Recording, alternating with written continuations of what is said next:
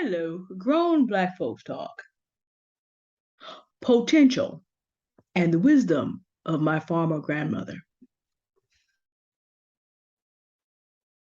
A lot of people are swept away by the potential in other people, and we give them a great number of chances because we see the potential.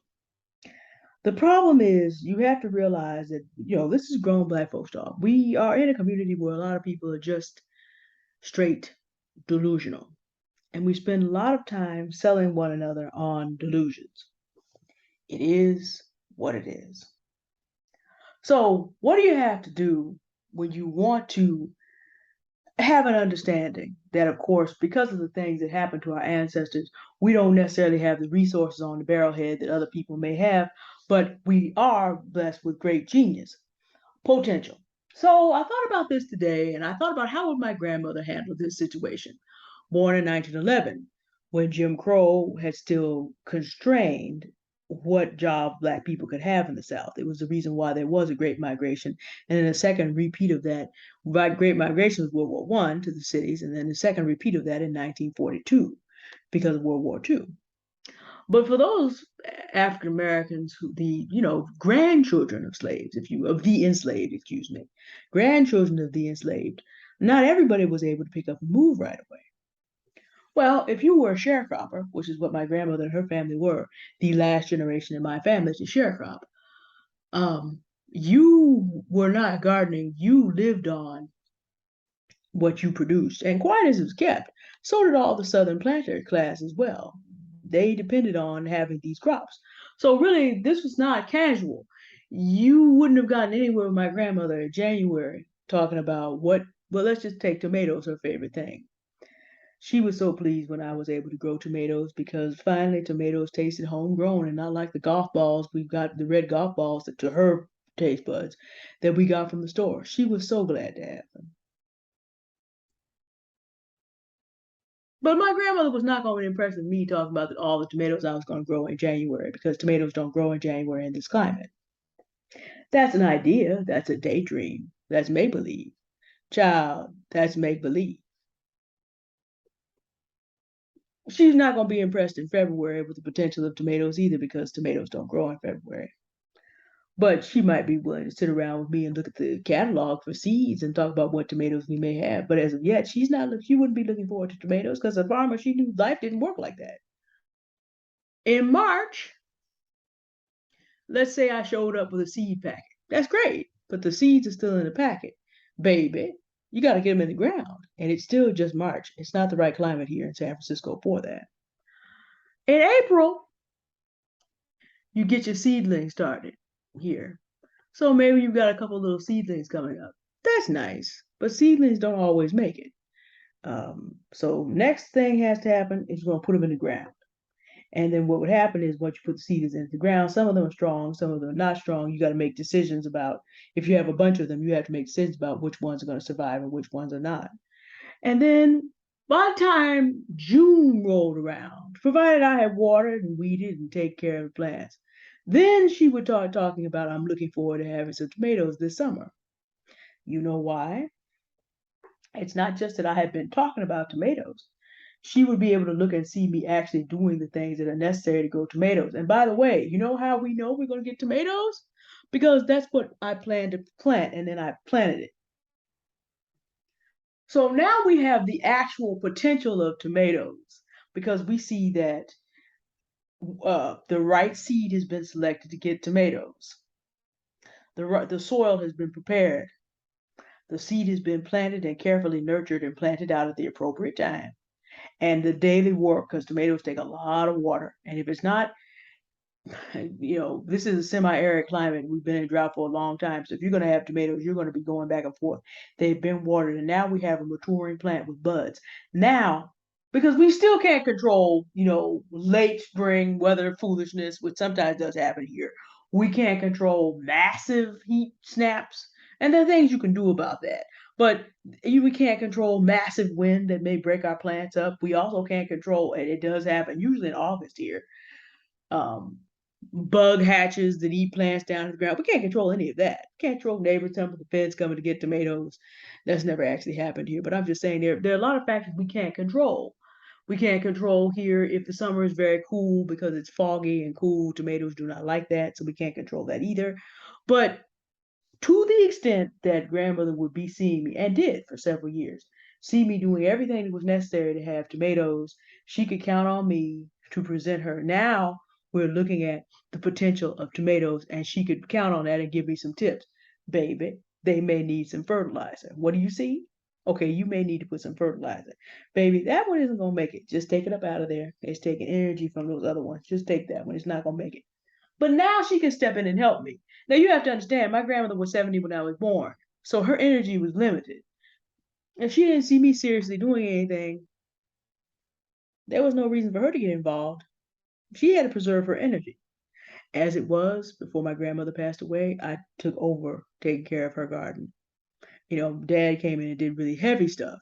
But in terms of from year to year, planning out her things and checking on stuff and killing snails and trimming the hedges and everything, taking the weeds out of the garden, I did a lot of that for her. She trusted me. She saw the potential in me when I was a little girl that I actually was going to pay attention to what she was trying to show me. So there's potential. There is a plan. There is the appropriate seed. There is the appropriate time of planting. There is the appropriate nourishing. And there's something tangible that we can see, a maturing plant. When people come to you and want you to invest in them, oftentimes Black men in particular want us to invest in their potential. But this happens with other groups of people also. Half of marketing, half the scams you've ever been involved in are people selling you potential. They're selling you delusion. They're selling you a daydream. And we are the biggest consumers in the country as Black women, meaning that we buy an awful lot of delusion. This is how you avoid it. You have to be, my grandmother was a very hard person to scam. I knew her for 25 years. Even with dementia, she would have been a hard person to scam. Anyway, not so hard as before, but toward the end, it would have been much easier, but still, because certain things are meant to work and certain things are not meant to work. And she had been a farmer for a livelihood, not just to be doing it, not a gardener like a city gardener. No, things have to have the right seed, the right soil, the right time of planting, and then we can talk about potential when we have something already budding. People need to show you something already budding. If a man is telling you, I want to do this and I want to do that and I want to do this, and you see potential, if you don't see something maturing that he is regularly taking care of, you are buying delusion.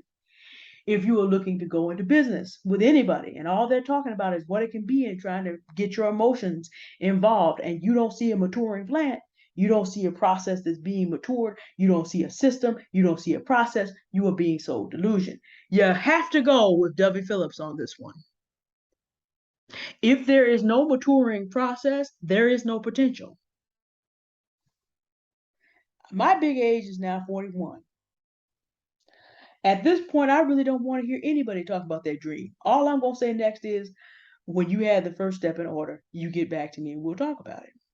Do you know that I can pretty much run off any man, Black or white, with just that, with a big smile? I did that last week. Gentleman thought he was going to step up and take over my entire life for a project he hasn't completed, hasn't even started in 10 years. I'm like, when you have a completed manuscript, I'll have a look at it. You think he's ever going to get back to me? I ain't been run off the road yet. I have people coming to me with business projects I actually want to do. And then I start asking questions about the business part. That makes life more difficult. Now, some make it and some don't. And the ones that do come back with details, I work with, and the ones that don't, I don't.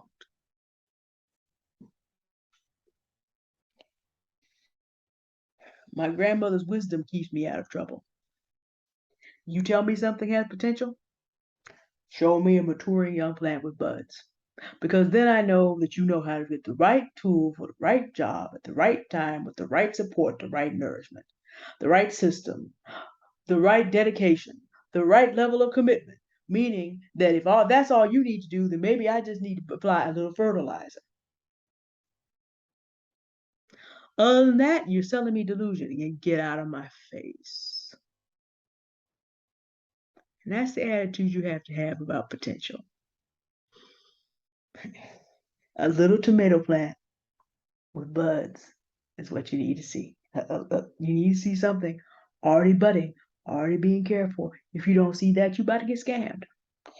It is often said, ladies, if you go to a card game and you don't know who the mark is, the dupe, the one who's just there to be taken, it's you.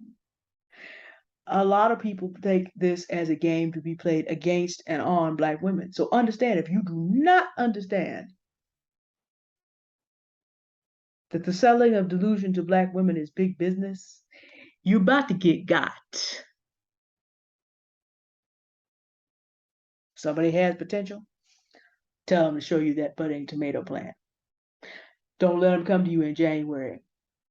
By the way, it's so-called cuffing season because no one wants to be alone for the holidays. And if you go do your numbers on the number of homeless people and how many are men versus women, and of those men, how many are Black, understand people are trying to get indoors because winter is coming. Winter is coming.